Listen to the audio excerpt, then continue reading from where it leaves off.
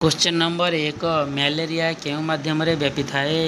Option ଗୁଡ଼ିକ ହେଲା ଏ ଘରମାଛି, ବି ମଶା, ସି ପିମ୍ପୁଡ଼ି, ଡି ମହୁମାଛି।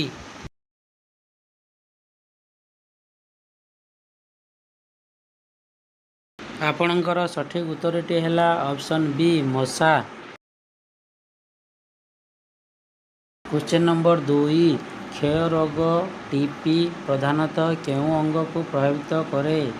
ଅପସନ୍ ଗୁଡ଼ିକ ହେଲା ଏ ହୃଦୟ, ବି ଯକୃତ, ସି ଫୁସଫୁସ୍, ଡି ବୃକକ୍।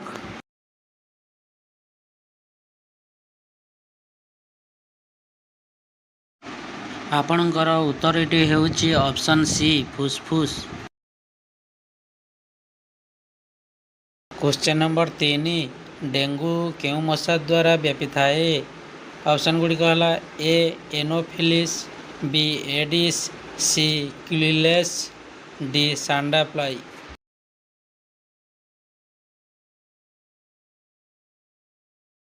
ଆପଣଙ୍କର ଉତ୍ତରଟି ହେଲା ଏଡିସ୍। କ୍वेଶ୍ଚନ ନମ୍ବର 4 ଡାଇବେଟିସ୍ ରୋଗରେ କେଉଁ ପଦାର୍ଥର ପରିମାଣ ବଢ଼ିଯାଏ? ଅପସନ୍ ଗୁଡ଼ିକ ହେଲା ଏ ଲୁଣ, ବି ଚର୍ବି, ସି ରକ୍ତ ଶର୍କରା, ଡି ପାଣି।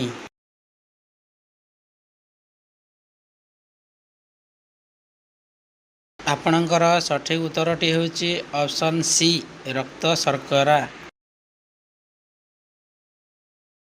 କ୍वेଶ୍ଚନ ନମ୍ବର 5 ଜଣ୍ଡିସ୍ କେଉଁ ଅଙ୍ଗ ସହ ସମ୍ପର୍କିତ? ଅପସନ୍ ଗୁଡ଼ିକ ହେଲା ଏ ଯକୃତ, ବି ଫୁସଫୁସ୍, ସି ହୃଦୟ, ଡି ଆଖି।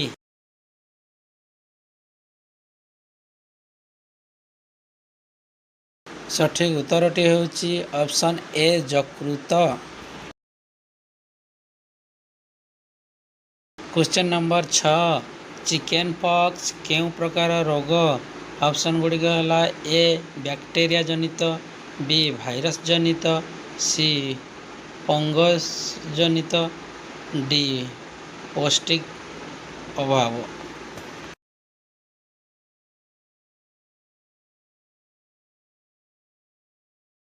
ସଠିକ୍ ଉତ୍ତରଟି ହେଉଛି ଅପସନ୍ ବି ଭାଇରସ୍ ଜନିତ। କ୍वेଶ୍ଚନ ନମ୍ବର 7 ହଇଜା ରୋଗ କେଉଁ କାରଣରୁ ହୁଏ? ଅପସନ୍ ଗୁଡ଼ିକ ହେଲା ଏ ଦୂଷିତ ଖାଦ୍ୟ ଓ ପାଣି, ବି ମଶା କାମୁଡ଼ା, ସି ଧୂଳି, ଡି ଥଣ୍ଡା ପବନ।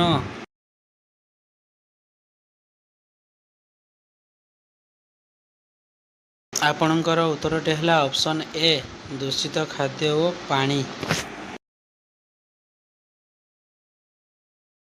କ୍ୱେଶ୍ଚନ ନମ୍ବର 8 ରେବିଜ୍ କେଉଁ ପଶୁର କାମୁଡ଼ାରୁ ସାଧାରଣତଃ ହୁଏ? ଅପସନ୍ ଗୁଡ଼ିକ ହେଲା ଏ ଗାଈ, ବି ଛେଳି, ସି କୁକୁର, ଡି ଘୋଡ଼ା।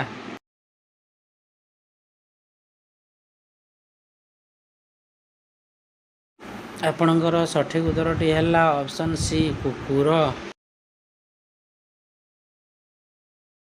କ୍ୱେଶ୍ଚନ ନମ୍ବର 9 କୋଭିଡ୍-19 କେଉଁ ଅଙ୍ଗକୁ ଅଧିକ ପ୍ରଭାବିତ କରେ?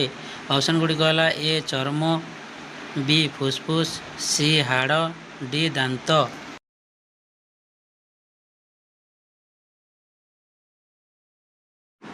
ଆପଣଙ୍କର ସଠିକ୍ ଉତ୍ତରଟି ହେଉଛି ଅପସନ୍ ବି ଫୁସଫୁସ୍। କ୍ୱେଶ୍ଚନ ନମ୍ବର 10 ରକ୍ତହୀନତା ରୋଗ କେଉଁ ଅଭାବରୁ ହୁଏ? ଅପସନ୍ ଗୁଡ଼ିକ ହେଲା A iron, B calcium, C iodine, D vitamin C.